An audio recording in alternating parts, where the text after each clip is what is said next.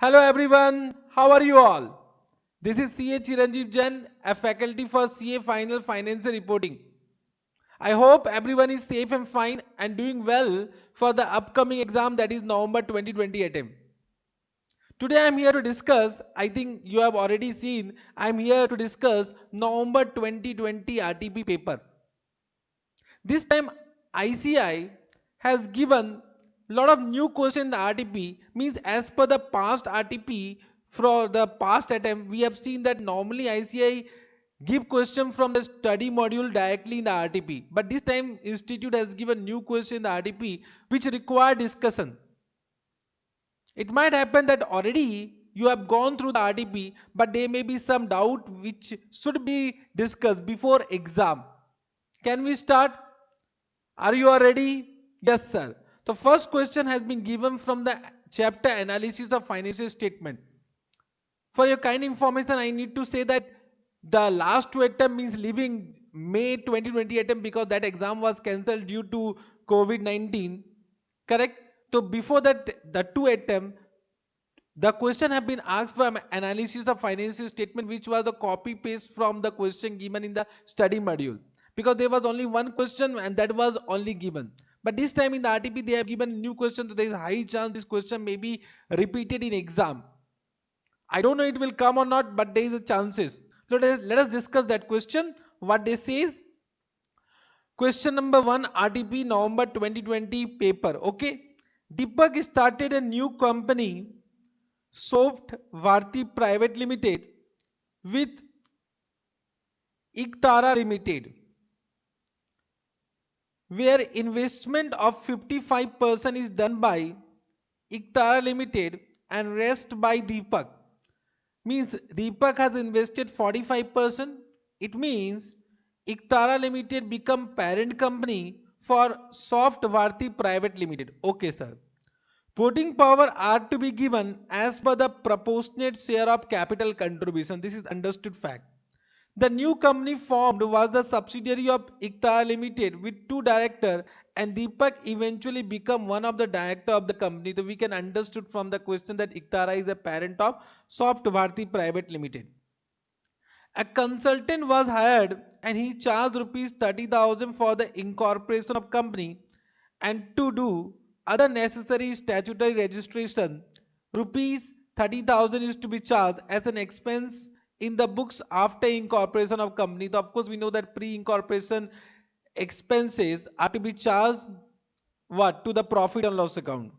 The company Soft Bharti Private Limited was incorporated on 1st April 2019. So it was incorporated on 1st April 2019.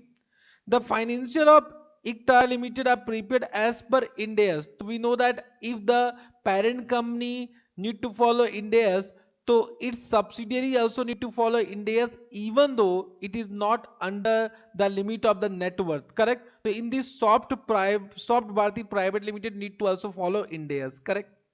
An accountant who was hired at the time of company's incorporation has prepared a draft financial of Soft Bharti Private Limited for the year ended 31st March 2020. So they have given the financial statement of Soft Bharti Private Limited.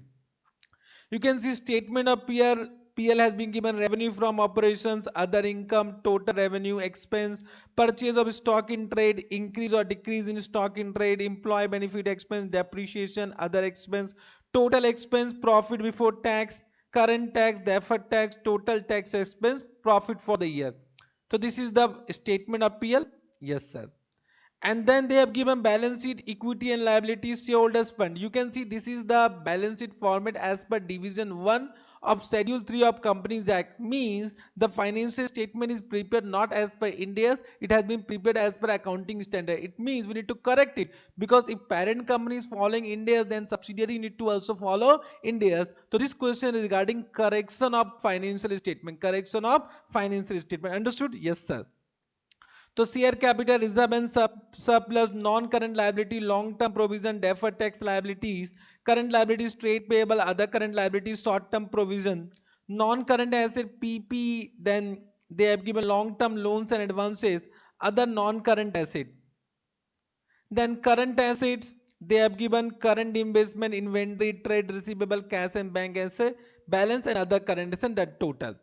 Then additional information, we need to take care about additional information because that information need to be corrected in the financial statement.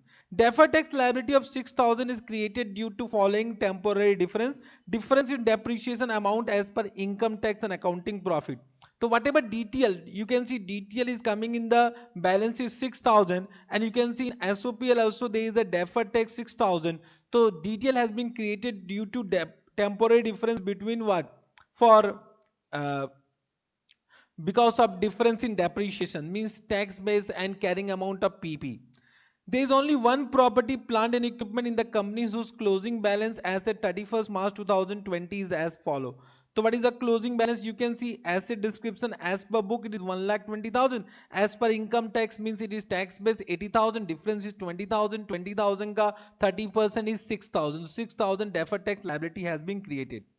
Pre-incorporation expenses are deductible on a straight line basis over the period of 5 years as per income tax. However, the same are immediately expense of in the book. So can I say this will also be considered for creation of deferred tax which has not been considered. So this is a point of correction. So on pre-incorporation expense also we need to create deferred tax. Correct? Understood? Yes, sir. Then current tax is calculated 30% on PBT 3,55,000 without doing any adjustment related to income tax. 100% wrong because current tax will be calculated on taxable income, not on profit before tax.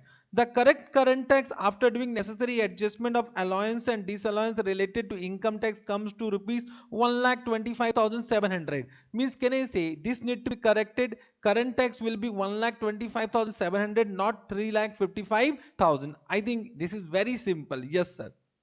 After the reporting period, the directors have recommended dividend of 15,000 for the year ended 31st March 2020, which has been deducted from reserve and surplus. So can I say after reporting that any proposed dividend should not be adjusted in the financial statement as per Ind AS 10. So can I, this is also a point of error which need to be corrected. Dividend payable rupees 15,000 has been grouped under other current liabilities along with other financial liabilities. तो you can see यहाँ पर we can mark it correct. तो let me see other financial liability where it is. So I think it should not be other financial liability, other current liabilities. So in this dividend payable has been included, which need to be eliminated now because it will not be considered as what? It will not be considered as liability now. Okay, sir? Yes, sir. This point also we have understood. Yes, sir. There are government statutory dues amounting to rupees 15,000 which is grouped under other current liabilities. The government statutory dues, correct? Now I think you all know that government statutory dues is not a financial liability because it is as per statutory act, correct? So it is not a financial liability. So in India's balance sheet it should come under other other current liability, correct? So it should not be a part of financial liability, it should not be a part of financial liability. Yes, sir. So can I say in this other current liability, also there is some government dues which need to be separated from financial liabilities. Yes, sir. Means out of 45,000 proposed dividends should be eliminated, means should be deleted from the balance sheet, and the government statutory dues should not be considered as financial liabilities, it should be under the head other current liabilities. Okay, sir. I hope you have understood what I am saying, correct?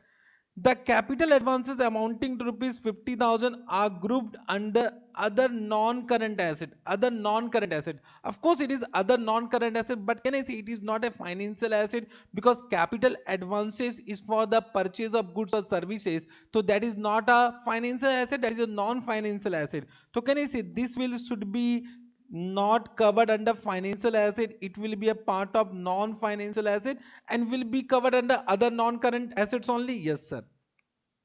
Other current asset of rupees 51,000 comprise interest receivable from trade receivable. So interest receivable from trade receivable is a financial asset. It is a financial asset. So can I say this will be shown under financial asset, under financial asset. Okay, sir? Yes, sir. Okay. Then current investment of rupees 30,000 is in shares of a company which was done with the purpose of trading, means this is held for the purpose of trading, means there is some investment done for the purpose of trading. So of course it will be measured at FVTPL, current investment has been carried at cost in the financial statement. The fair value in this case is 50,000 as on 31st March 2020. So can you see we should recognize again, and this gain should be considered in statement of PL under other income fair value gain. Yes sir. So 30,000 will now become 50,000 and 20,000 should be transferred to SOPL. Yes sir. Yes sir. Then actuarial gain or employee benefit measurement 1000 has been omitted in the financial of Soft Bharti Private Limited for the year ended 31st March 2020. Means can I say there is some employee benefit, means provision for employee benefit. So if you see the balance sheet, under balance sheet you can see there is a long term provision.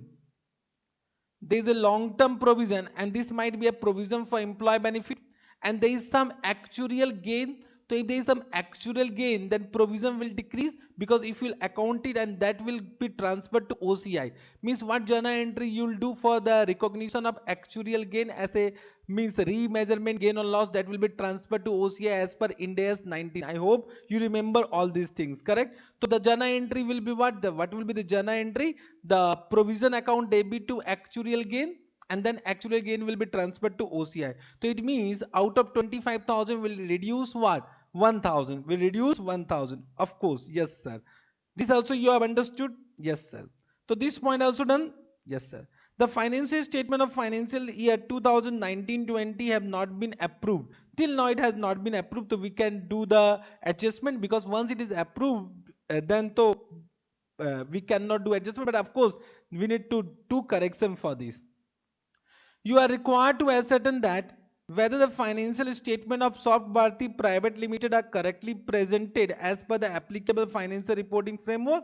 So of course it is not as per the applicable financial reporting framework. If not, prepare the revised financial statement of Soft Bharti Private Limited after the careful analysis of mentioned facts and information. Correct? Understood? Yes sir.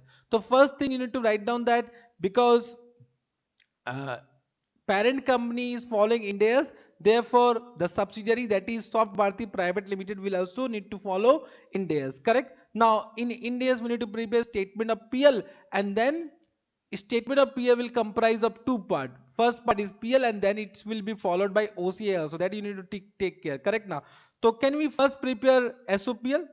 Yes sir. So if I come to the solution, what they have written, check करेंगे. In Ind AS, if Ind AS is applicable to any company, then Ind AS shall automatically be made applicable to all subsidiaries, holding companies, associated companies, and joint venture of that company, irrespective of individual qualification of set of standard on such companies. So this I think you have understood. Hence, it is necessary to revise the financial statement of Soft Bharti Limited as per Ind AS after the incorporation. So you can see statement of PL has been given for the year ended. Statement of PL will be very simple. So you can see revenue from operation, there is no adjustment required, no adjustment required. Then other income may they have given how much other income? 1 lakh. But can I say it will increase by 20,000 for fair value gain? Yes sir. So 20,000 will be added and it will become 1,20,000. It will become 1,20,000. Correct? It will become now 11,20,000. I hope you have understood. Can I say expense में आते हैं, and purchase of stock in trade, no changes, no changes. Increase or decrease in stock in trade, no changes. Employee benefit expense, because actuarial gain will be transferred to OCI, therefore employee benefit expense will not be adjusted. Correct? Yes sir. Depreciation, no adjustment required. Other expense, no adjustment required. Other expense, no adjustment required. Correct? Yes sir. Then total expense is 7,45,000. Profit before tax is 3,75,000. Correct? Then current tax need to be adjusted, and they have given current tax is how much? 1,25,700. So we write down 1,25,700. Yes sir. Yes sir. Now deferred tax need to be changed. Deferred tax adjust करना है. So if you see the working of deferred tax, अगर if I will prepare a working of deferred tax, so can we prepare the working of deferred tax? Yes sir. So working note, whatever you can see, we write down carrying amount, tax base, carrying amount, tax base, property, plant, equipment, carrying amount is 1 lakh,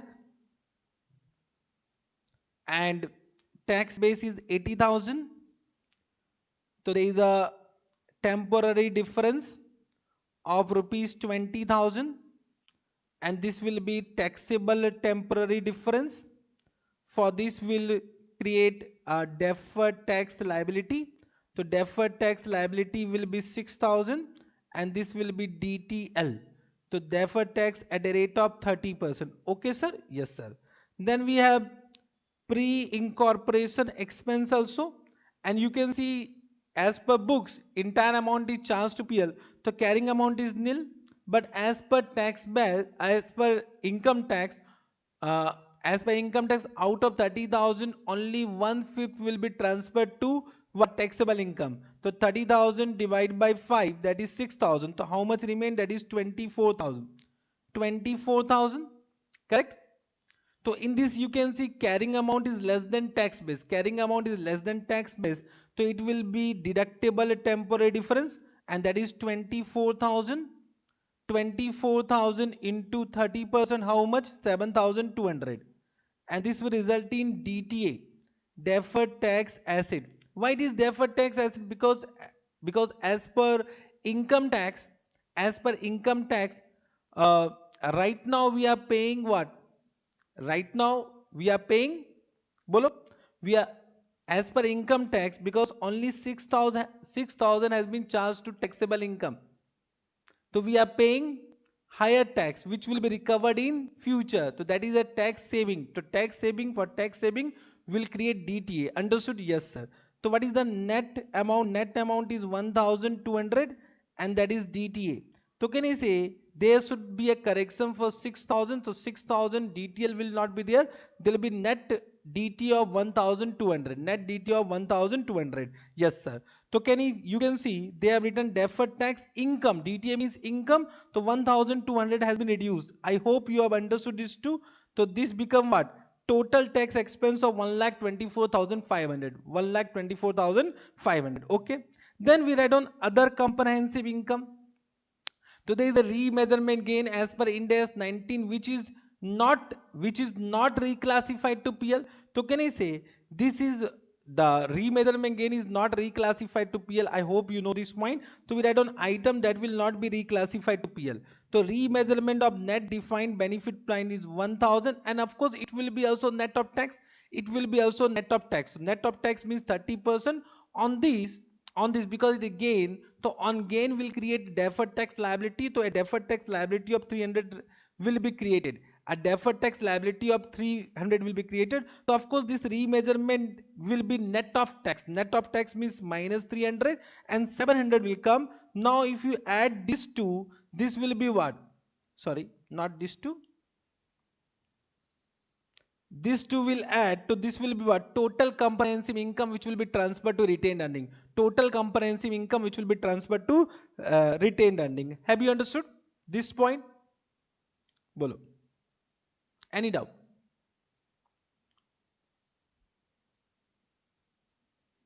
ठीक है. This will be transferred to other equity. This will be transferred to other equity.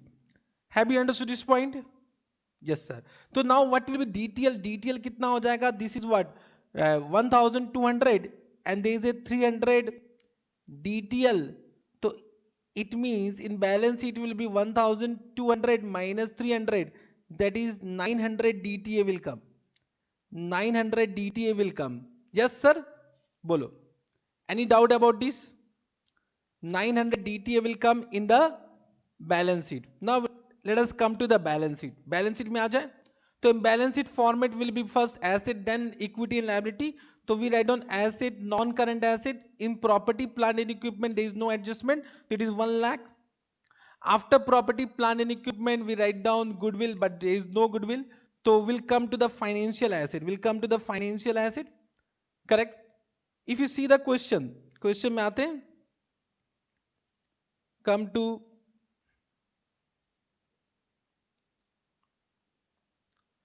if you see the asset, long-term loans and advance is given what? 40,000. So long-term loans and advance is 40,000. Correct? So this will be a financial asset. This will be a financial asset. Long-term loans and advance. Loans and advance, if nothing is given, that will be financial asset. Okay. So financial asset कितना है? Other financial asset, long-term loans and advance 40,000. Then we write down deferred tax asset. Deferred tax asset already I have said that is 1200 minus 300, that is 900 will come. Then we write down other non-current asset. Other non-current asset में what will come? Other non-current asset में 50,000, and 50,000 represent capital advances, which is what, not a financial asset. That will be other non-current asset, correct? So that is given under other non-current asset, capital advances 50,000. Hope you have understood this. So capital advance is not a financial asset. Capital advance will be shown in the balance sheet under other non-current asset. Then we write down current asset. Current asset में first we write down inventory. Inventory no adjustment required.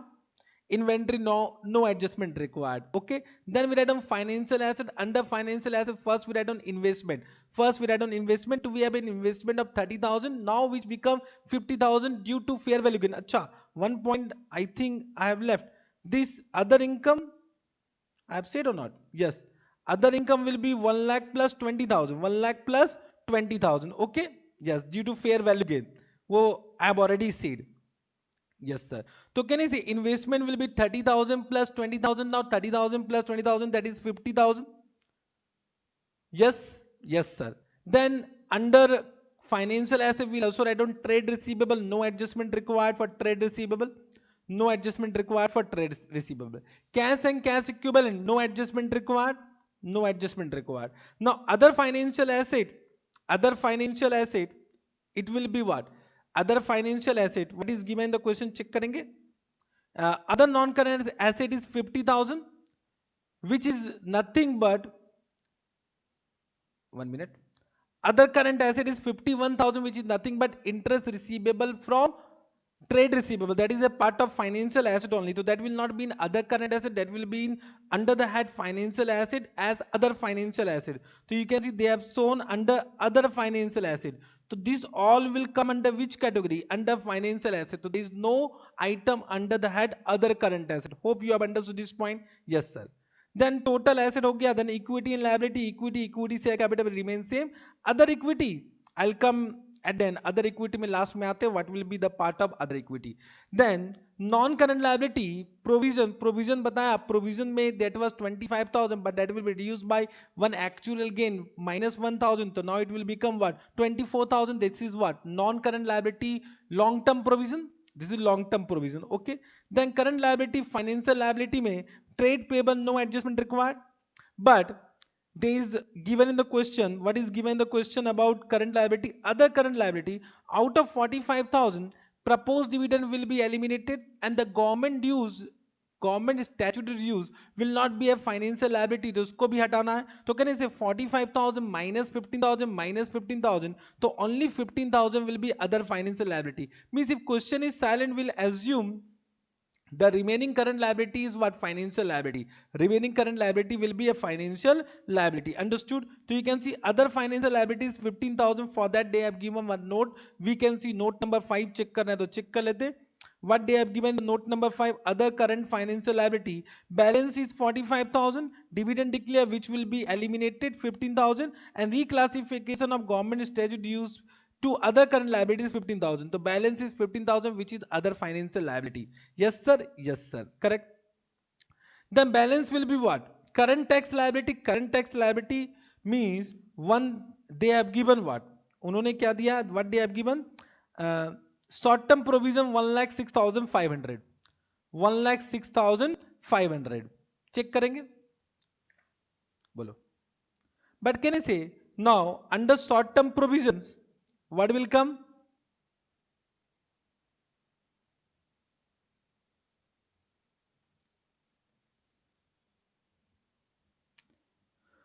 Under that will come current tax liability, that is 1,25,700. 1,25,700. This point have you understood? Bolo. Correct. I hope you have understood this. Any doubt in this?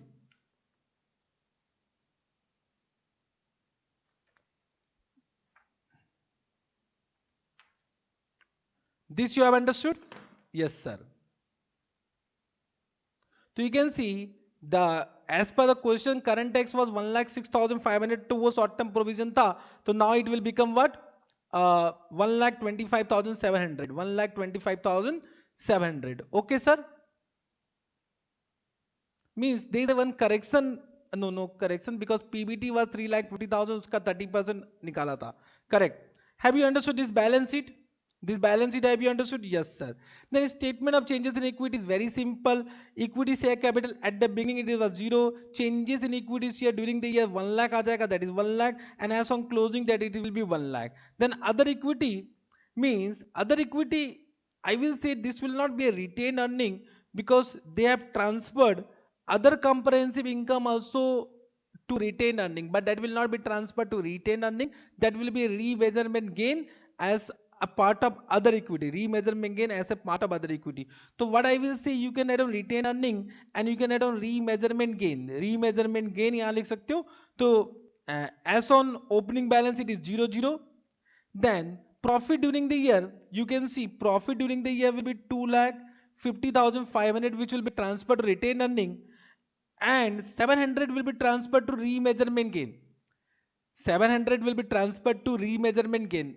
Understood? Yes sir. So this will be transferred to remeasurement gain. Yes sir.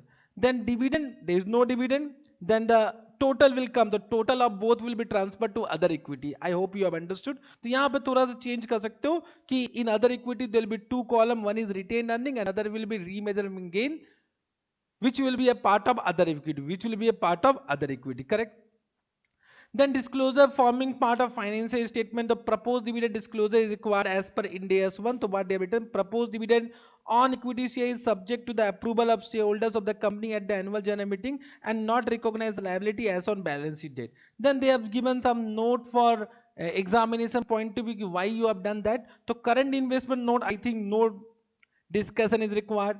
Asset for which future economic benefit is receipt of goods and services, means they have given note number 2 for capital advances, correct? So capital advances are not financial asset. Then liabilities that are not contractual obligation, so this is for government statute reduce, which is not a contractual obligation will not be a financial liability. Then as per Ind AS 10, once again they have given for dividend declared that should not be recognized as a liability. Then other financial liability, I hope you have understood this point. Then calculation of deferred tax, this also you have understood. So this is question number 1, very simple. If in exam this question come, this question will be of 15 marks, which is super easy. Hope you have understood this question. Bolo. Hope it is correct. Yes sir. Now come to question number 2. Question number 22 is for Ind AS 28. Very good question, but very simple. On 1st April 2019, Investor Limited acquired 35% interest in another entity, XYZ Limited.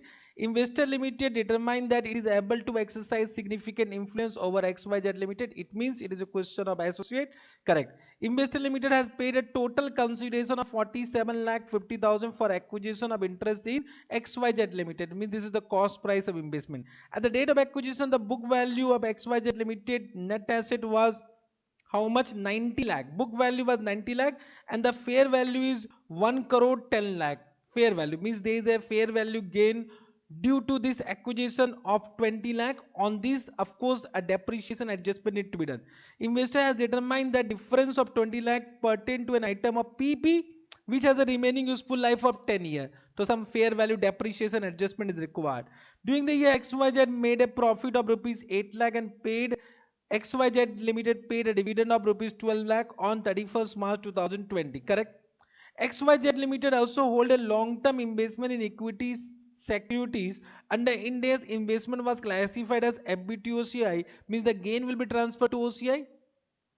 So it means that will become a part of what? OCI in CFS also, correct? Yes sir. So under Ind AS, investment is classified as FBTOCI in accordance with Ind AS 109, and XYZ Limited recognize an increase in the value of investment by 2 lakh in OCI during the year. Ignore deferred tax implication. Thank you very much. Calculate the closing balance of Investor Limited investment in XYZ Limited as at 31st March as per the relevant Ind AS. So of course we need to do as per Ind AS 28. So first you need to calculate what? Goodwill. First you need to calculate goodwill.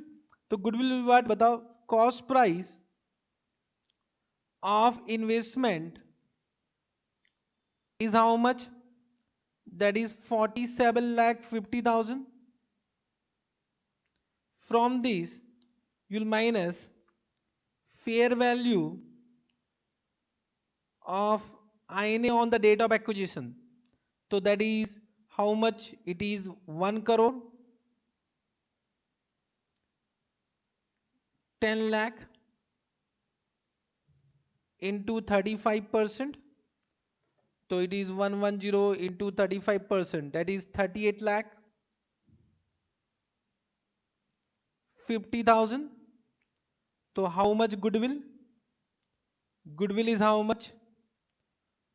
47.5 minus 38.5 is equal to 9 lakh. So as per Ind AS 28, goodwill will not be recognized in CFS. It will be only disclosed, identified and disclosed. I hope you remember. But if there is a gain, that gain will be recognized as capital reserve, if you remember. Correct? Now I'll find out the value of investment. Value of investment. Investment in XYZ Limited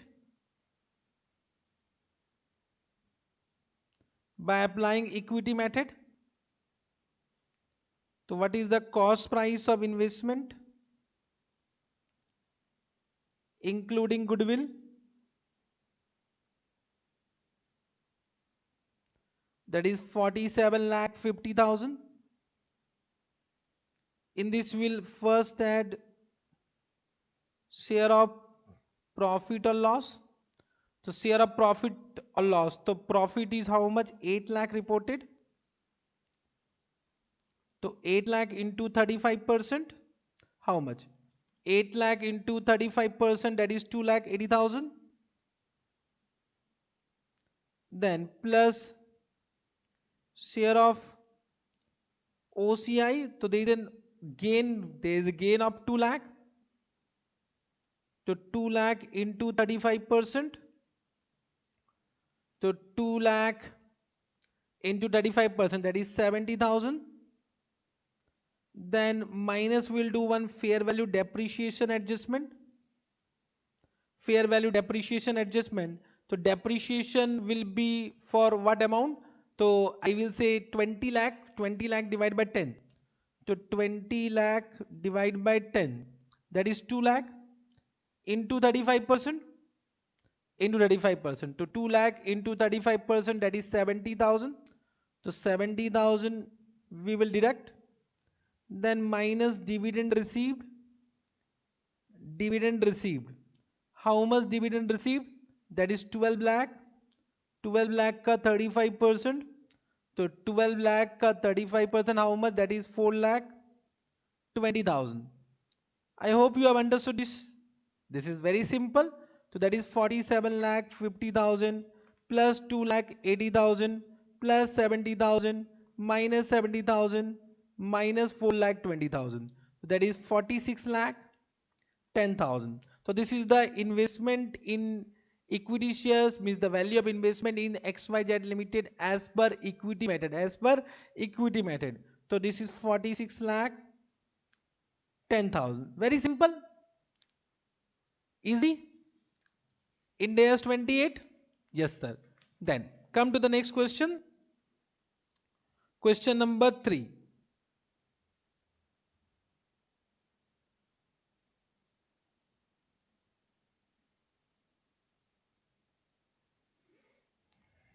Question number 3 is for Ind AS 20, government grant. So entity A, very good question. I will say this type of question was not given in study module, but I have taken this type of question in class, but good question I will say. Entity A is awarded a government grant of 60,000 receivable over 3 years. Means it will be received over 3 years. The question is that can we recognize government grant on accrual basis? The answer is yes.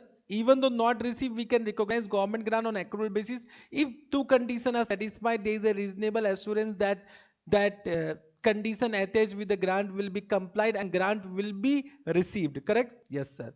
So you can see 40,000 in year 1, 10,000 in year 2 and year 3. To 40 plus 10 plus 10, 60,000. Contingent on creating 10 new job and maintaining them for 3 years. Correct? Yes, sir. Means this is for a revenue purpose. This government grant has been for revenue purpose.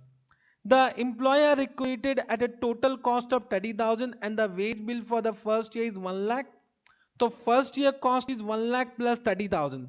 rising by 10,000 in each of the subsequent year. So year 2 the wage bill will be 1,10,000. Year 3 the wage bill will be 1,20,000. Calculate the grant income and deferred income to be accounted in the books for the year 1, 2 and 3. Very simple. It is very good question, I will say.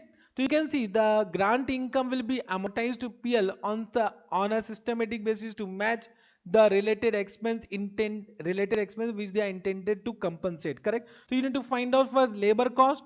So year 1 labor cost is 1,30,000, then 1,10,000, 1,20,000 given the question. Correct. Now total 60,000 will be amortized, even though out of 60,000 only 40,000 has been received in current year, but then also we will allocate 60,000 in this ratio. So you can see this 60,000 has been allocated in this ratio. So first year this much will be transferred to PL, second year this much will be transferred to PL, third year this much will be transferred to PL. And out of 60,000, if 21,667 has been transferred to PL, the balance will be what deferred income which will be shown in the balance sheet, So out of 60,000, sorry, no. Uh, 21,667 has been transferred means first year. What will be the जन entry? जन entry क्या होगा? Check करेंगे.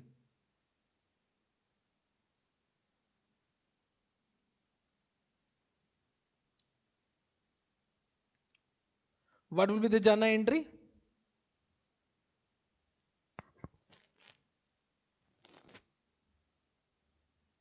The first year the jana entry will be what?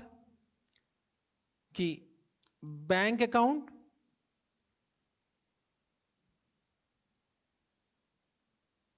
40,000, grant receivable 20,000 to government grant is 60,000, and at year end 1 means this is year 1. So at year end 1 what jana end will pass? Out of this government grant how much will be transferred to PL? That is 21,667, 21,667 to PL 21,667. Correct.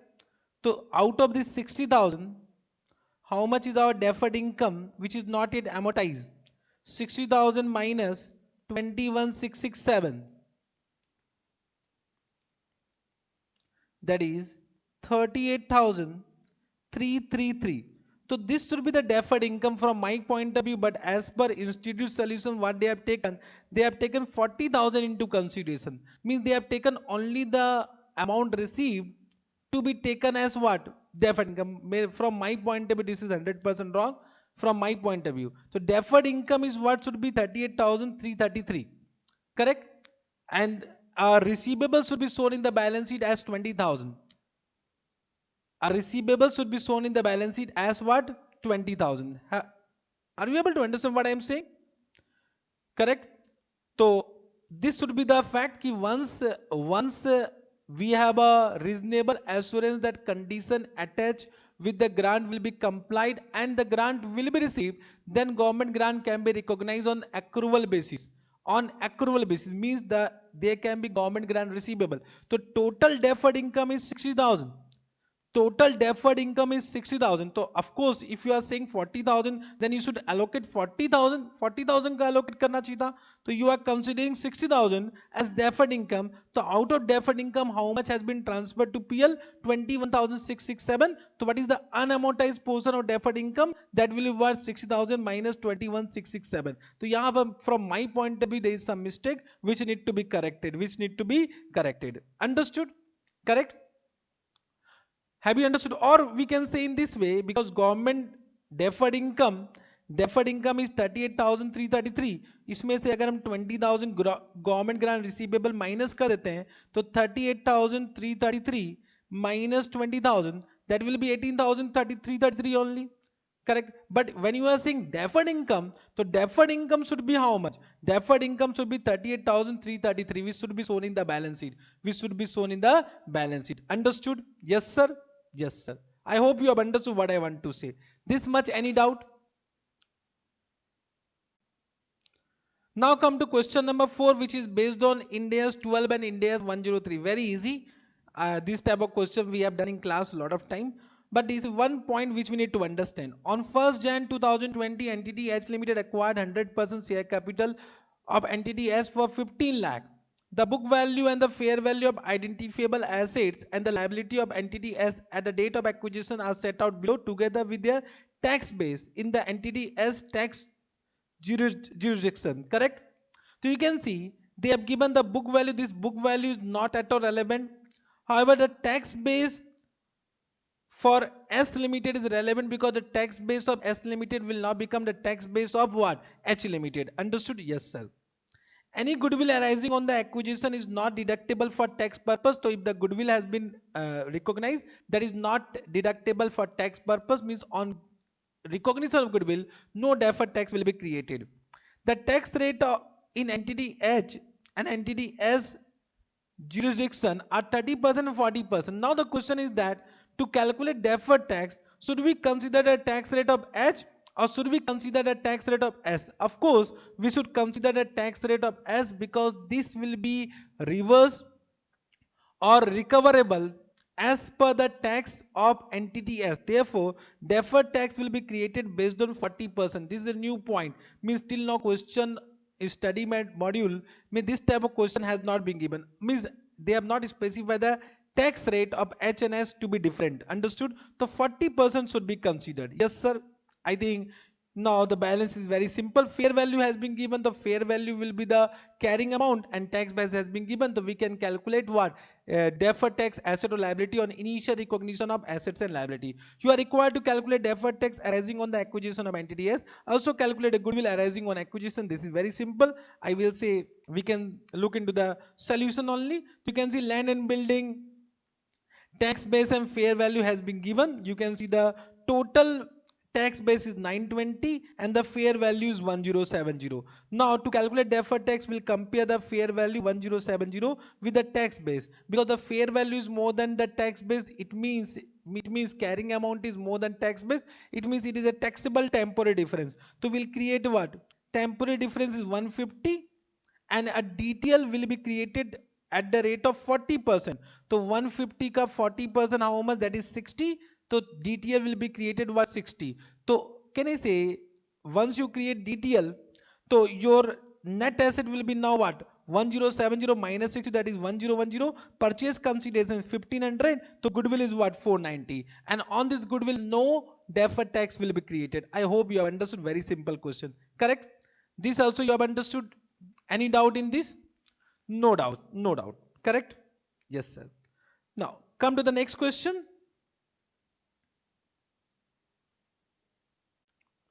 Now, come to the next question. Question number 5. Question number 5 is related to COVID-19.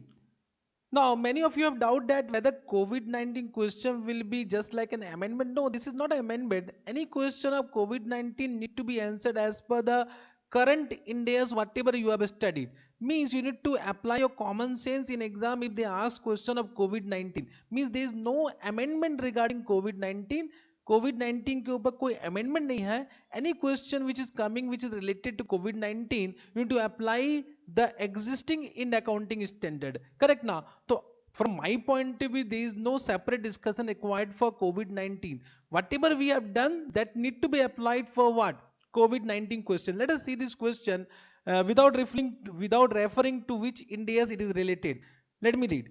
In order to encourage companies and organizations to generally contribute to the government COVID-19 relief fund, taxation law have been amended to reckon these contribution as deductible for the financial year ending 31st March 2020, even if the contribution are made after the year end but within the 3 months after year end. Means as per Income Tax Act, but not as per books of account. As per Income Tax Act, if any contribution has been given to COVID-19 relief fund after year end but before 3 months to the year end, then it will be considered as a deduction for current year as per Income Tax Act. Correct?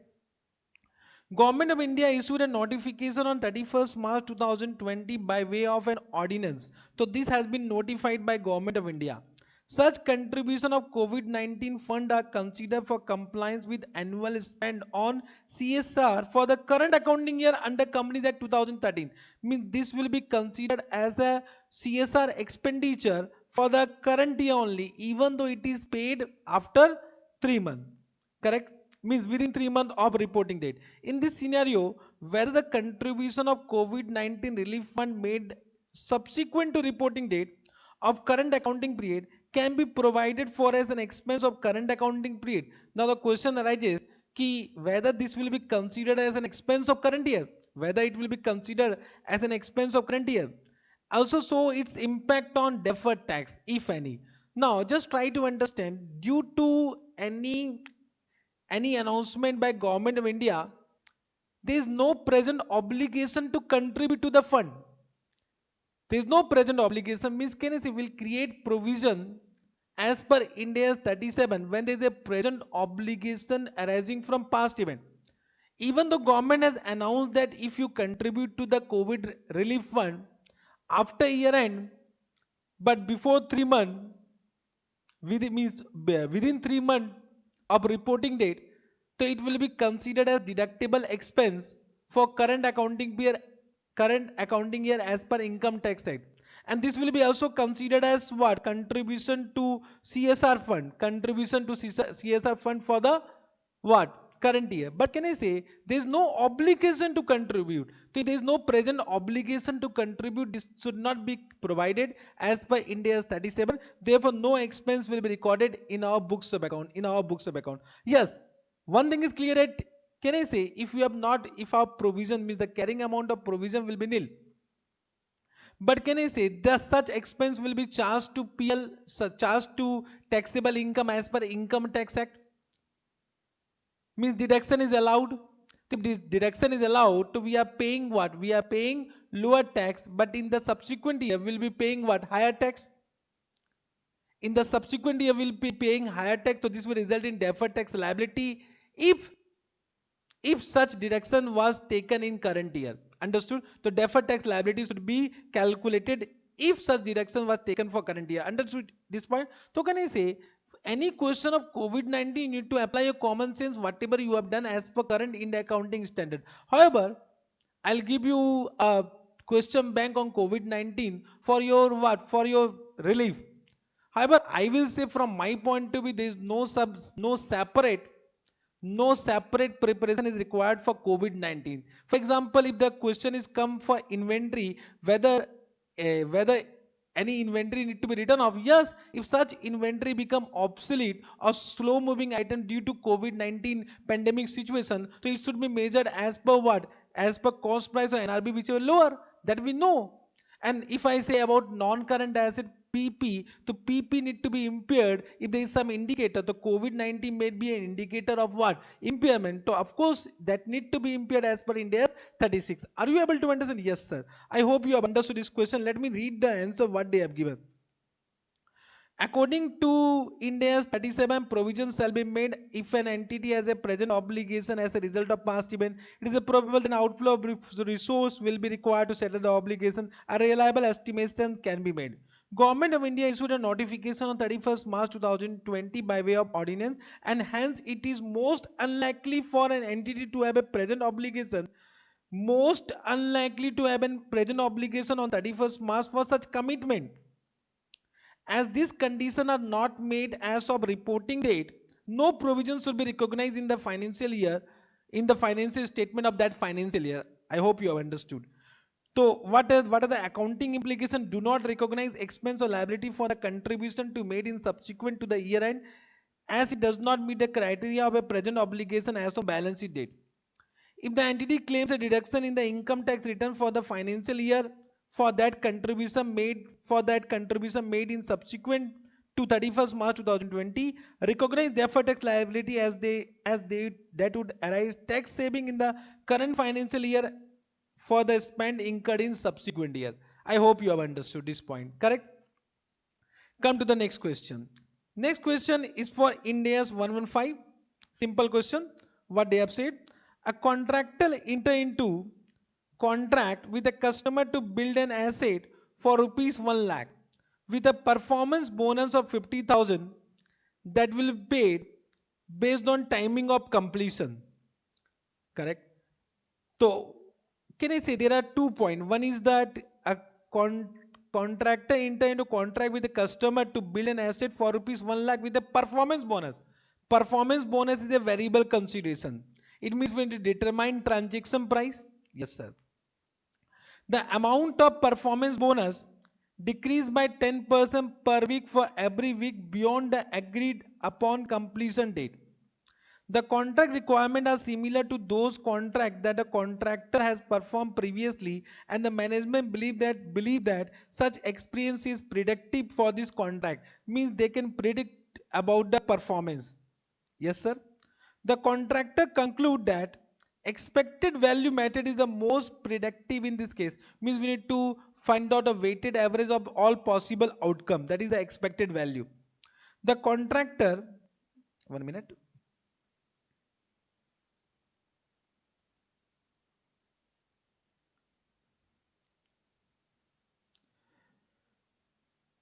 The contractor estimates that there is a 60% probability that contract will be completed by agreed upon completion date. So 60% probability that it will be agreed upon completion date means performance bonus will be 50,000.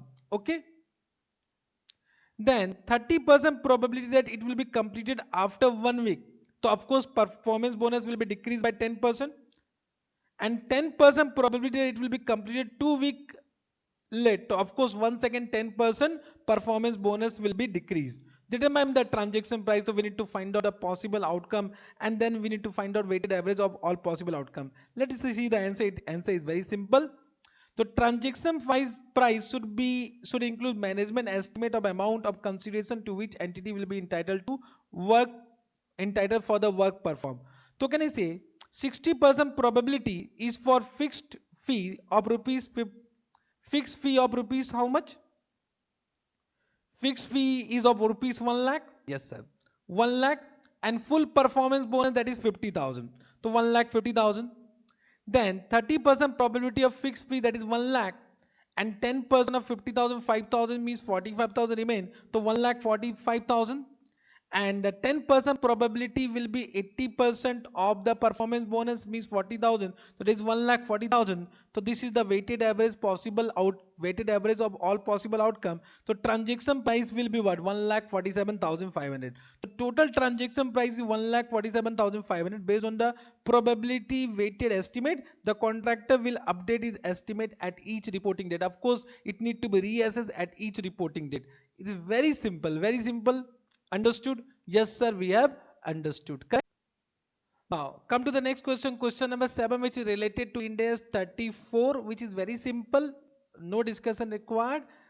An entity's accounting year end is 31st December, but its tax year end is 31st March. Means accounting year end and tax year end are different, which is not possible in India, but we need to respect the information given in the question. The entity published an interim financial report for each quarter for the year ended 31st December 2019. Means accounting year end is 31st December 2019.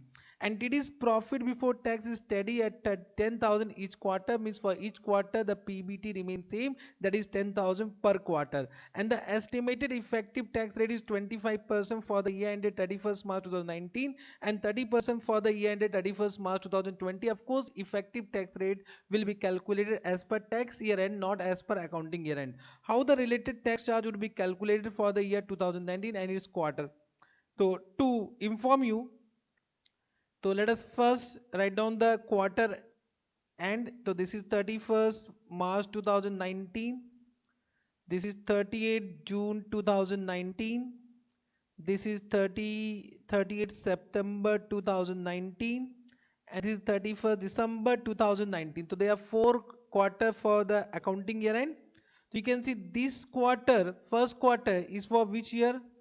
This is for 18-19, and this is for the rest 3 quarter fall for which financial year?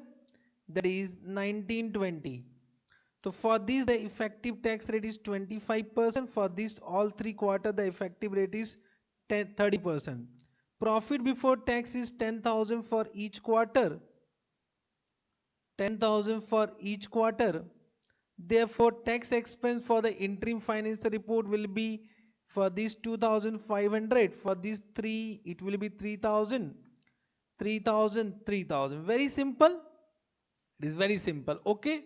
I hope you have understood this. Now come to the next question, which is related to India's 24. Question number 8 is a very good question. So let us read it. Mr. X owns 95% of entity A and is its director. So Mr. X owns 95% of entity A, means Mr. X control entity A and is also the director of entity A. He is also beneficiary of a trust.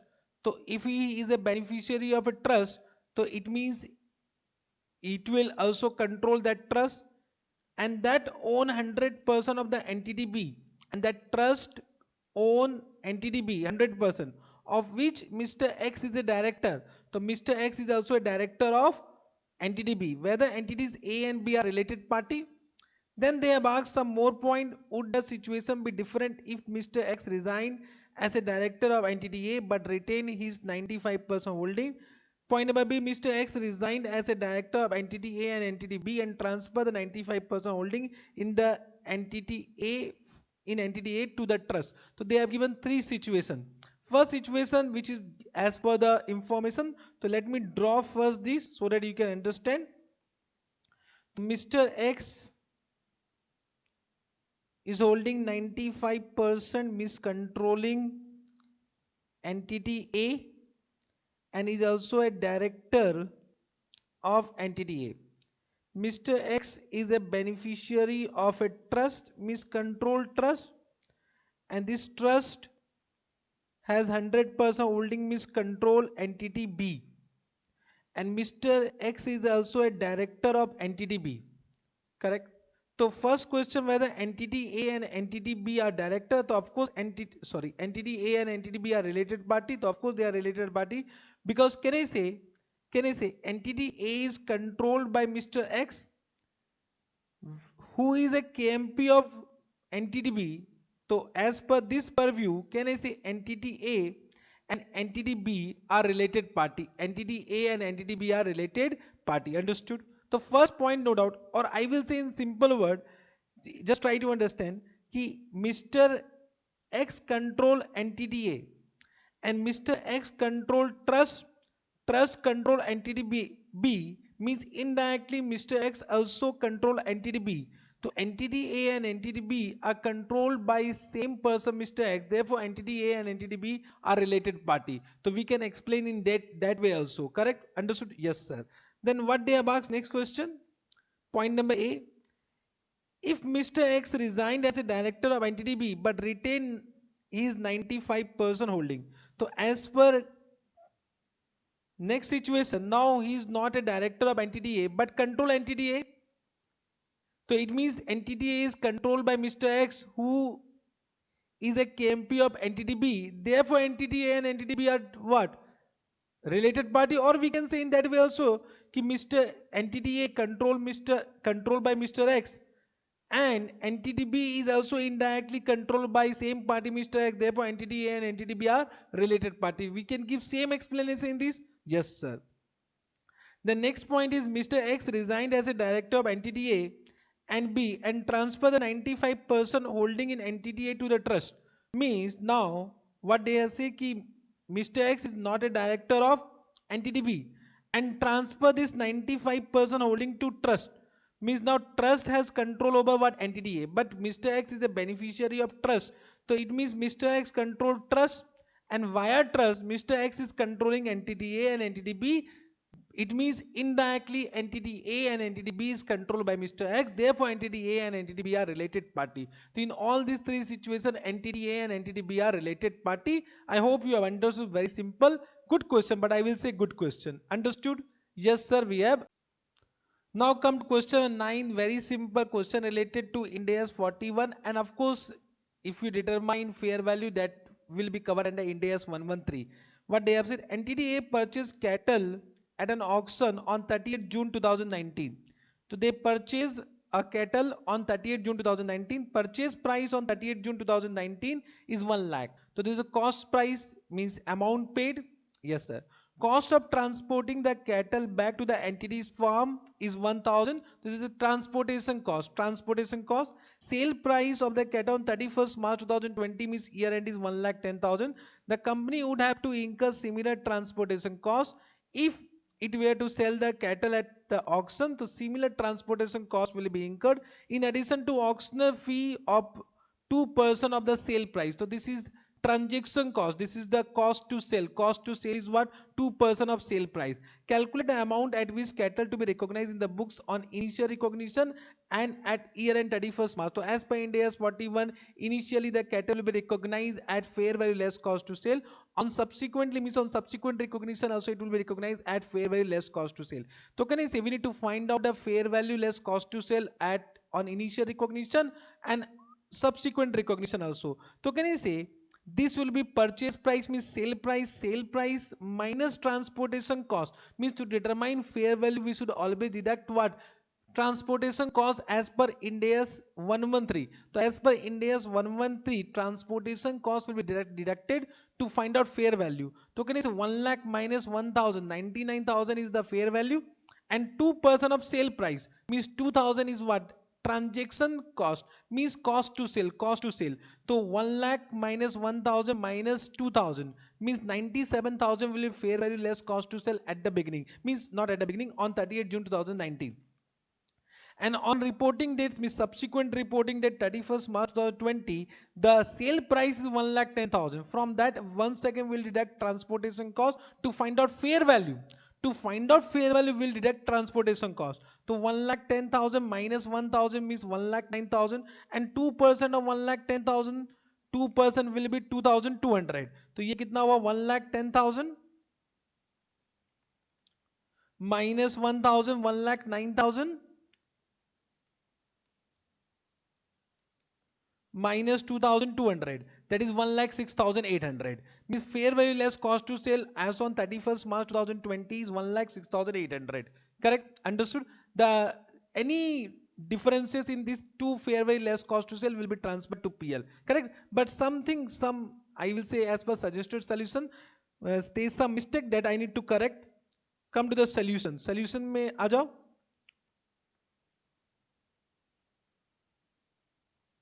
Now, what they have said, fair value less cost to sell at the beginning is 97,000, correct?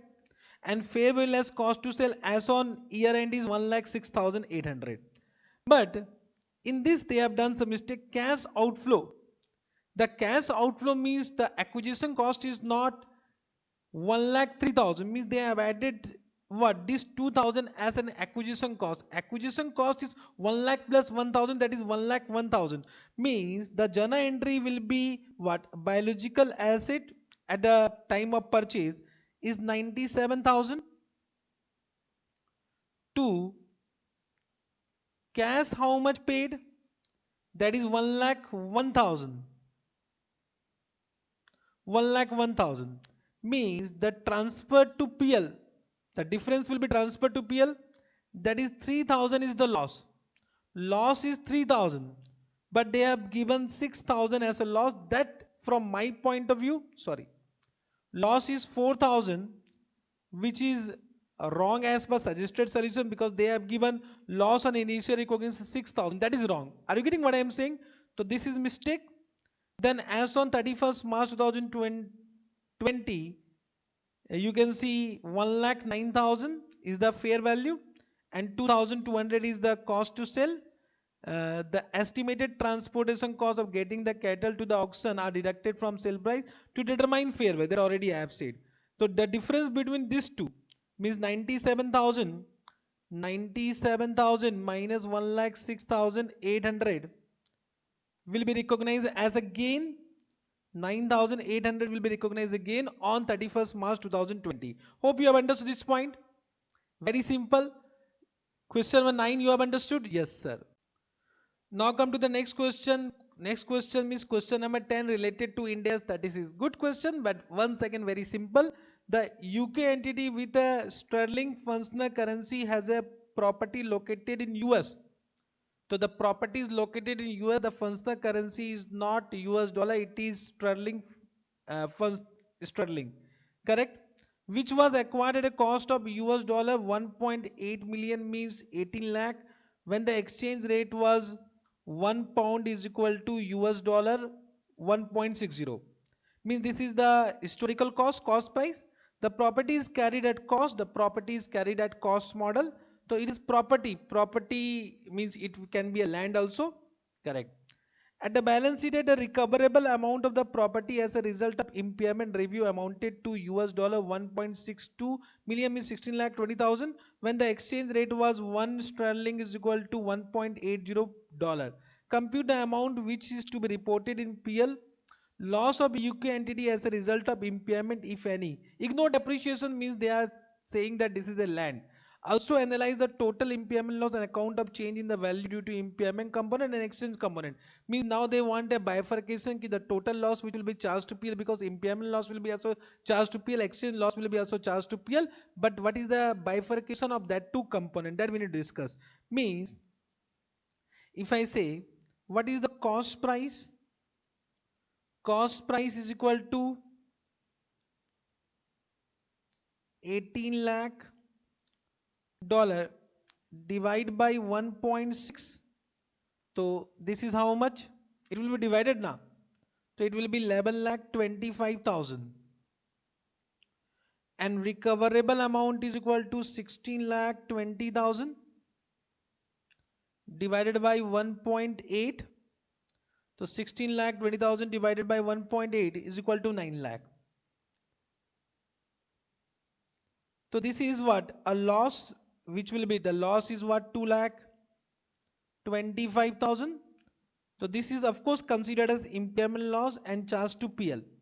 But they have asked how much due to what? Due to impairment, due to impairment component, and due to exchange difference component. Exchange difference component, correct? Understood? So if you see the impairment component will be how much, you can see 18 lakh now becomes 16 lakh 20,000. Means this is how much, 1 lakh 80,000 difference. 1,80,000, and impairment loss will be recognized as on the date of impairment. That time the exchange rate will be taken. So this will be divided by 1.8. Divided by 1.8. This is equal to 1 lakh. And exchange difference, if you see, so exchange difference you will take 18 lakh. 18 lakh is the historical cost divided by difference between the rate 1.8 minus 1.6, or you can say in this way, 18 lakh divided by 1.6 minus 18 lakh divided by 1.8. So this is how much, 11 lakh 25,000. Means if there is no impairment review, then of course this need to be considered as an exchange difference. However, exchange difference is not calculated for PP, which is measured at cost price. Understood what I am saying? But because they have asked how much is due to this, so that you need to find out na.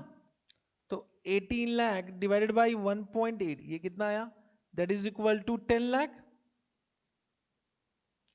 So you can see this is 1 lakh 25,000, and 1 lakh 25,000 plus 1 lakh. The total is what, 2 lakh 25,000. Simple, easy. Yes sir, very simple. I mean this type of question is not given in the study module, but very simple. It is no explanation required if you have understood a question. Yes sir, we have understood. Now let us take question number 11. Very good question. I will say there are three questions which are very good.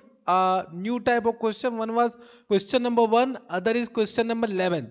It is related to Ind AS 109 and Ind AS 21. Correct? Means this type of question was not in study module of ICI. What they have given, an Indian entity whose functional currency is rupees purchase US dollar dominated bond at a fair value of US dollar 1,000. The bond carries stated interest at 4.7% per annum on its face value. However, very simple question, not difficult. So bond carries stated interest means this is the agreed rate of interest, and the fair value of the bond is US dollar 1000. Means this is the area where student can do mistake. It is not face value, it is fair value. The said interest is received at year end. The bond has a maturity period of 5 years and is redeemable at its face value of US dollar 1250. It is face value means 4.7% will be applied not on 1000, it will be applied on 1250. This is the point where student will do pakka mistake. You should note this point कि they have given face value uh, after rate of interest, that is 1250, and the fair value is 1000. The fair value of bond at end of the year is 1060. Okay, the exchange rate on the date of transaction and at the end of year 1 are 40 and 45 respectively. The weighted average exchange rate has been given for interest income. Means interest income will be calculated on what? Weighted average rate will be translated 42. The entity has determined that it is holding the bond as a part of investment portfolio whose objective is met both by holding the asset to collect contractual cash flow and selling the asset. Means this will be classified as FBTOCI. Even though not given, you need to understand this fact. However, it is given the question, the purchased US dollar bond is to be classified under FBTOCI category. The bond result in an effective interest rate of 10%. EIR is given, that is 10% per annum. Calculate gain or loss to be recognized in PL and OCI. PL and OCI. So of course, fair value gain or loss will be transferred to OCI. Interest income will be transferred to PL, and exchange difference loss or gain will be transferred to PL. Also pass journal entry recognize gain or loss on above round of figure to the nearest rupees. I can take this from the suggested solution what they have given. Just see it. So what they have given, cost of the bond is the it was purchased at which price? 1000. That was the cost of the bond, means it was acquired at fair value 1000. Exchange rate was 40, so it become 40,000. Interest will be accrued by applying EIR on 1000. Correct. Now so 10% 100, and it will be translated by using average exchange rate, that is 42, that is 4200. Correct. Interest received will be received on year end, and interest received will be on 1250. That is what? Face value of the bond to 1250 into 4.7%, that is 59, and will be translated by using closing exchange rate because interest received will be on at year end. Correct. Now this will be based on transaction date exchange rate 45. This will become 2655. So can I say amortized cost as per US dollar will be 1041, and this will be 40,000. Means as per functional currency it will be 40,000 plus 4,200 minus 2655, that is 46845. Understood? Now we'll calculate fair value of loan as on reporting date. Correct. So this will be fair value is 1060. It will be translated by using 45, that is 47,700. So this difference means 47,700 minus 46845, which is 855, will be transferred to OCI. Interest income 4200 will be transferred to PL. Now we need to calculate the exchange gain or loss. So can I say 1000, which was originally translated by using 40, but at the end it is translated by using 45. So exchange gain on principal amount will be 1000 into 5, that is 5000. Similarly, interest accrued was on 42 but will be translated by using closing exchange rate, so that is 100 into 42 minus 45 means 3. So 100 into 3 is equal to 300. So this is what exchange gain which will be transferred to PL, that is 5300 will be transferred to PL. Understood? Correct. So what will be journal entry for this? The journal entry will what? कि bond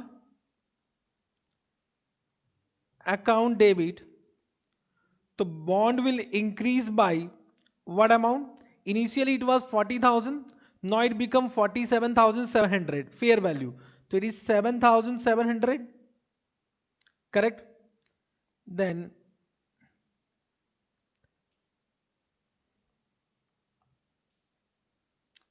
correct. Then there will be what? Interest received bank account, how much interest received, that is 2655. Then to interest income transfer to PL, that is 4200. Then to exchange difference transfer to PL, that is 5300.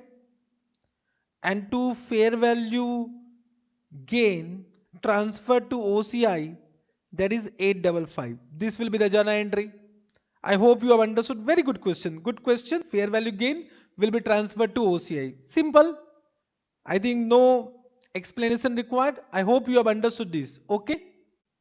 Now next question is based on India's 2. Question number 12. Very easy. No discussion required. But chalo, let us do it. A company normally produce 1 lakh unit at a high precision equipment each year over past several years. So normal production has been given. In the current year, due to lack of demand and competition, it produced only 50,000 units. So of course, you know that fixed overhead should be allocated based on what? Normal production, correct? Further information is as follow: material 200 per unit.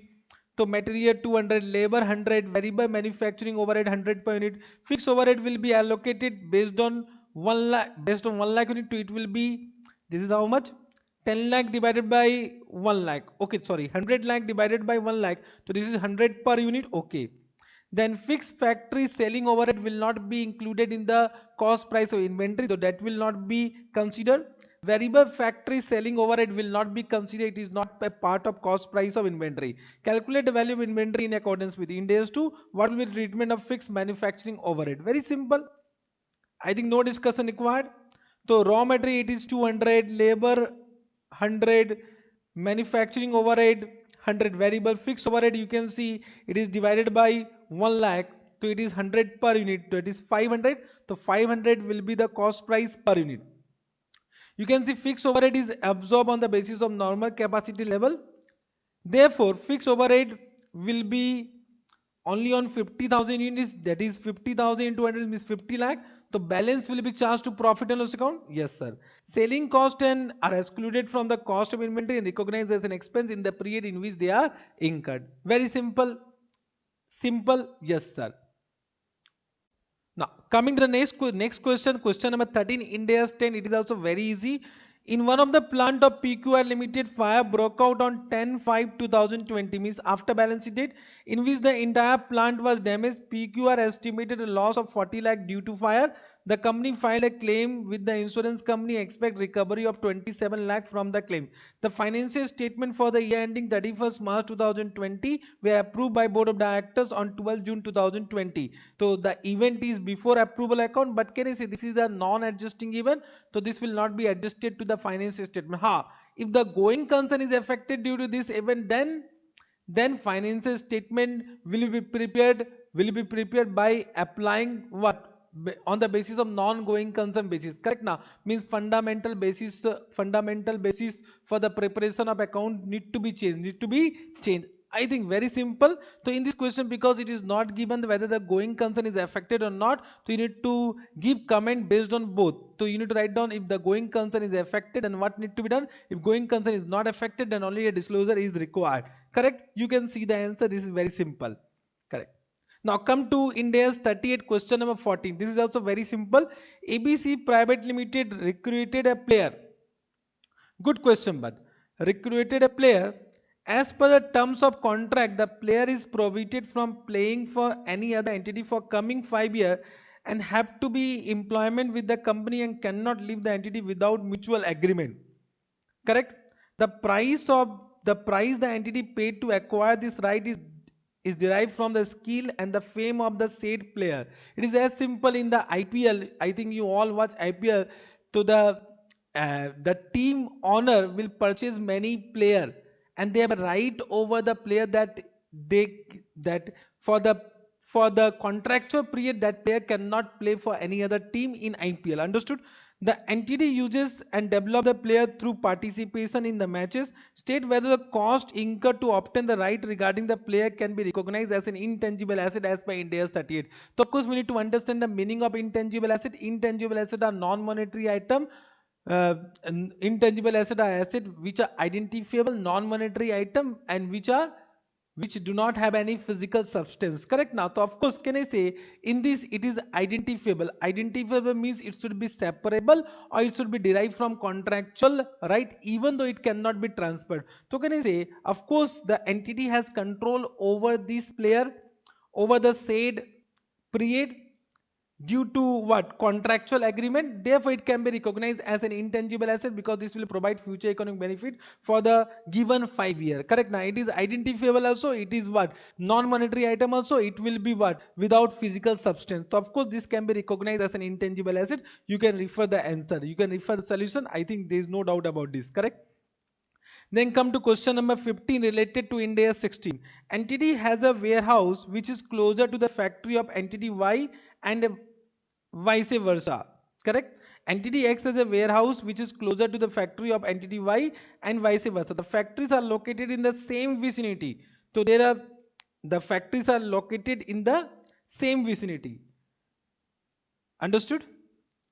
Entity X and entity Y agreed to exchange their warehouse. The carrying value of warehouse of entity X is 1 lakh and its fair value is 1,25,000. It exchanges warehouse with that entity Y. The fair value is 1,20,000. It also receives a cash amounting to rupees 5,000. How should entity X account for the exchange of warehouse? So can I say, whenever there is a purchase, there is a exchange of SMEs, PP as acquired with non-monetary consideration or a combination of non-monetary or monetary consideration, the cost price of PP acquired will be equal to fair value of asset given up plus minus cash adjustment or fair value of asset received, whichever is clearly evident. But if exchange transaction lacks commercial substance, then the cost price of PP acquired will be equal to what? Will be equal to carrying amount of asset given up plus minus cash adjustment. Correct? So in this case, because can I say, both the warehouse, both the factories are located in same vicinity. So from the question it is understood that the exchange transaction lacks commercial substance because the exchange transaction will not affect the future cash flow. Future cash flow means even though if I am using any warehouse, the future cash flow remain unaffected. Therefore this transaction lacks commercial substance. Therefore the cost price of the warehouse acquired will be equal to carrying amount of the warehouse, that is 1 lakh, minus cash received, that is 5,000. So it will be 95,000. I hope you have understood. Very simple. Correct? Ind AS 16, this is also very simple. Come to question number 16, Ind AS 27. This is also simple question. A company AB Limited hold investment in subsidiaries and associate. In its separate financial statement, AB Limited want to elect to the account AB Limited want to elect to account its investment in subsidiary at cost and investment in associate at financial asset at fair value through PL in accordance with Ind AS 109. Whereas AB Limited can, whether AB Limited can carry investment in subsidiaries at cost and investment in associate as per Ind AS 109. So what Ind AS 27 says? Ind AS 27 says that investment in subsidiaries, associate or joint venture can be accounted either at cost price or as per Ind AS 109 or as per Ind AS 109, and different accounting policies can be adopted for investment for different categories. So can I say in this case subsidiaries and associates are of different categories, so different accounting policy can be adopted for subsidiaries and associate. Therefore this is possible as per Ind AS 27. Very simple question. I hope this is not a difficult question. Correct? Then coming to Ind AS 116.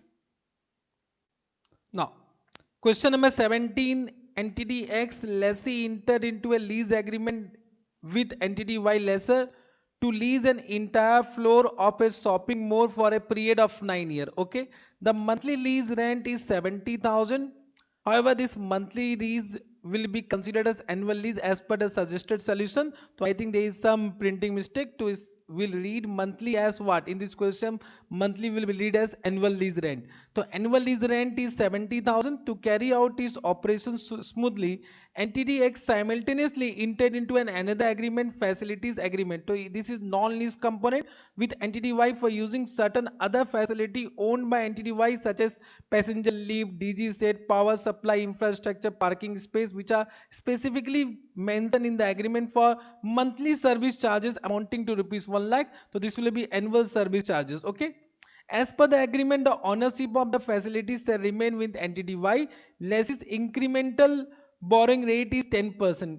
The 10% is the discount rate. The facilities agreement clearly specified that it shall be coexistent and coterminous with lease agreement, means this is also for a period of 9 years. Once the lease agreement will be cancelled, the facilities agreement will be also cancelled. The facilities agreement shall stand terminated automatically on the termination or expiry of lease agreement. Okay, entity X has assess that standalone price of lease agreement is 1,20,000 per month, but we read it as per annum, and standalone price of facilities agreement is 80,000 per annum. Entity X has not elected to apply practical expedient in para 15 of Ind AS 116 of not to separate non-lease component from lease component. Accordingly, it separate non-lease component from lease component, means they have given one hint that we need to separate lease component and non-lease component. Okay, of course that will be separated on the basis of fair value of both the component. Okay, standalone price. How will entity X account for lease liability as on the commencement date? Very easy. It does. Question is very easy. So we read the solution from the suggested solution only. So this is what.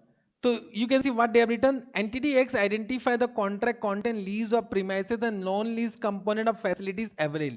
So there are two common lease component and non-lease component. As entity X has not elected to apply practical expedient as provided in para 15, it will separate both the component and allocate the total consideration. Total consideration is how much? It is how much given total consideration? It is 1 minute.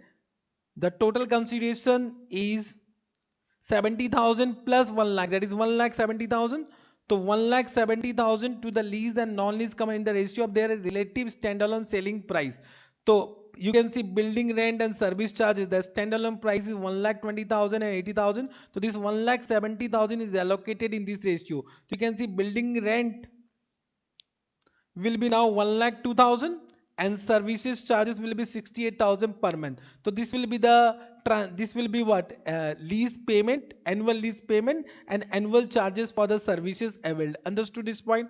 Now we need to find out, because we need to find out liability, we need to find out lease liability for lease component. So that will be what we need to find out. Year 1, year 9, 1,02,000, 1,02,000. We need to now find out the present value of this for 9 year, 1,02,000. So you can see present value has been calculated at 10%. The present value will be this amount. So liability component means lease liability will be recognized at this amount, and the consideration for service charges will be recognized as and when that expense has been incurred. So you can see 68,000 allocated to the non-lease component of facility used will be recognized in PL as and when incurred, as and when incurred. Very simple.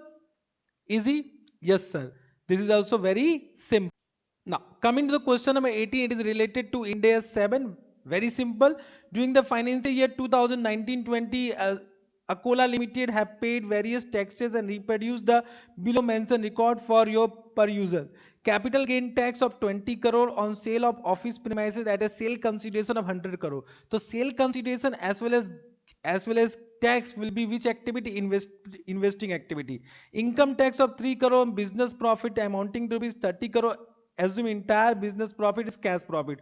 So both will be operating activity. Tax paid and business profit will be what? Operating activity. Dividend distribution tax 2 crore on payment of dividend of rupees 20 crore. Both will be financing activity. Yes, sir. Income tax refund will be operating activity. Refund of tax paid in earlier prior to the business related to business profit. So this will be operating activities. Is this simple? Yes, sir. Very simple. I think no discussion required for this. Correct? Yes, sir. Then coming to question number 19, Ind AS 103. So this is a question related to reverse acquisition, in which you need to find out what accounting acquirer and accounting acquiree. Correct? Vira Limited and Jira Limited are both in the business of manufacturing and selling of lubricant. Vira and Jira Limited shareholders agree to join forces to benefit from lower delivery and distribution costs. The business combination is carried out by setting up a new entity called Mira Limited that issue 100 shares to Vira Limited shareholders and 50 shares to Jira Limited shareholders. You can see Mira Limited is a legal acquirer and Vira Limited and Jira Limited are legal acquiree. Correct? But in case of amalgamation, means this is a form of amalgamation. Whenever consideration is paid in the form of equity shares, so of course it will be always the reverse acquisition that was discussed in class, correct? The number of shares reflect the relative fair value of the entities before the combination. Also, respective company shareholders get the voting right in Mira Limited based on their respective shareholdings. So, of course, can you see if you see the total number of shares allotted is 150, out of 150, 100 shares were given. 100 shares were given to the owner of which limited? Vira Limited. So if you say 100 divided by 150, that is 66.67 voting power is with the shareholders of Vira Limited. Therefore, Vira Limited become accounting acquirer and accounting acquirer will be Jira Limited. So it is a question of reverse acquisition. To determine the acquirer by applying the principle of Ind AS 103, very simple. I think you can read the solution and you will find out the what I am saying. Understood? Yes, sir. Now, coming to the last question of this RTP, that is question number 20, which is based on Ind AS 40. This question is also very good question in which they have asked the disclosure requirement as per Ind AS 40. But very simple. Soria Limited own building A which is specifically used for the purpose of earning rental. So any property which is held for earning rental income or for capital appreciation or for both will be classified as investment property, correct? The company has not been using building A or any of its facility for its own use for a long time. The company is also exploring the opportunity to sell the building if it get a reasonable amount of consideration. Means this is held for capital appreciation also. Following information relevant for building A for the year ended 31st March 2020. Building A was purchased 5 years ago at a cost of rupees 10 crore and building life is estimated to be 20 years. Means out of 20 years, 5 years has been expired. The company follows straight line method of depreciation. During the year, the company has invested in another building with the purpose to hold it for capital appreciation. So this is also investment property. The property was purchased at the beginning of the year, that is 1st April 2019, at a cost of rupees 2 crore. Expected life of the building is 40 years. As usual, the company follows straight line method of depreciation. Further, during the year 1920, the company earned and incurred following direct operating expenditure relating to building A and building B: rental income of building A, rental income for building B, sales promotion expense, fees and taxes, ground rent, repair, maintenance, legal and professional, and commission and brokerage. Because these expenses has been directly related to earned rental income, therefore we need to calculate net rental income which will be transferred to SOPL. Understood? Yes, sir. The company does not have any restriction and contractual obligation against building A and B. So if investment property are free from any restriction and contractual obligation, that need to be also disclosed. For complying with the requirement of Ind AS, the management sought an independent report from the specialized so as to ascertain the fair value of building A and B. So of course we know that as per Ind AS 40, fair value means revaluation model is not permitted, but fair value of property need to be disclosed, correct? The independent valuer has valued a fair value property as per the valuation model recommended by International Valuation Standard Committee. Fair value has been computed by by the method by streamlining the present value of future cash flow, means discounted cash flow method. To method of determining fair value need to be also disclosed. The other key input for valuation are as follow: the estimated rent per month per square feet for the period is expected to be in range of 50 or 60. It is further expected to grow at a rate of 10% per annum for each 3 years. Means for calculation of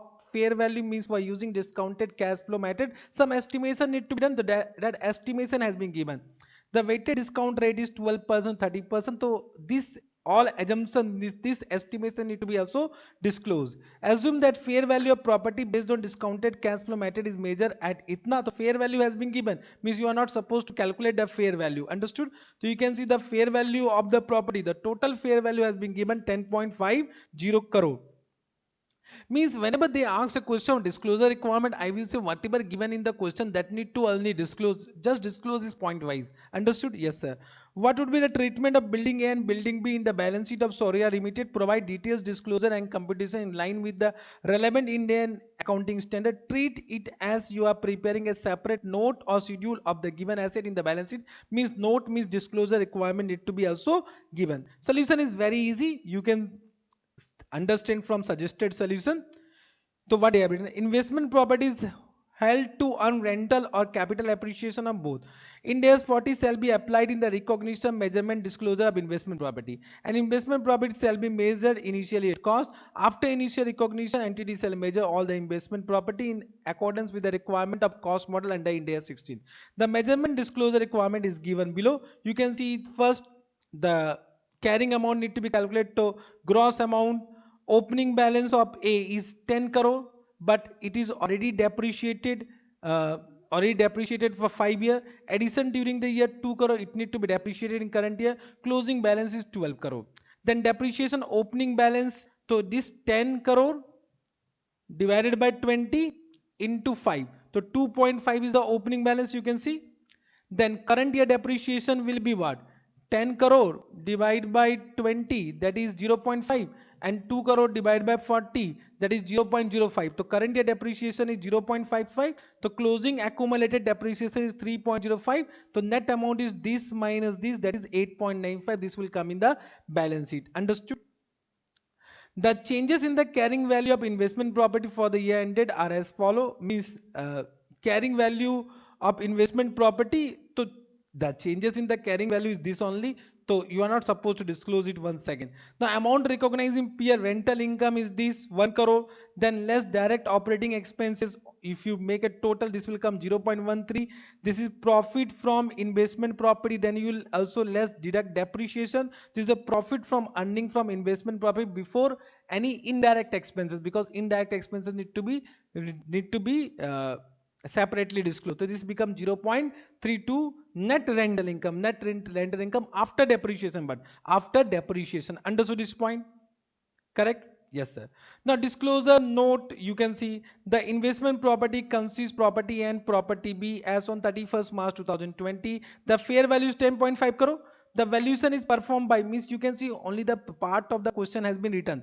The valuation is performed by independent valuer who is specialist in valuation, valuing investment property. A valuation model recommended by International Valuation Standard Committee has been applied. The company consider factor like management intention. ये लिखना, you can also ignore this point. The company has no restriction on the realizability of investment property and no contractual obligation. You can write out the information given the question.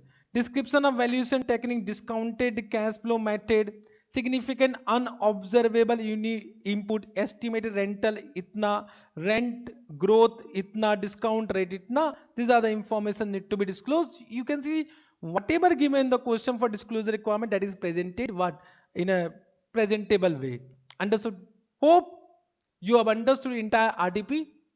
So I have covered all the questions so that you can now understand what mistake you would have done in the exam. There are some questions which were very good. For example, question number 1, question 11, question number 20. Balance question also were different, but I will not say this was very difficult question. In exam, in such type of questions come, you should be able to do it by your own.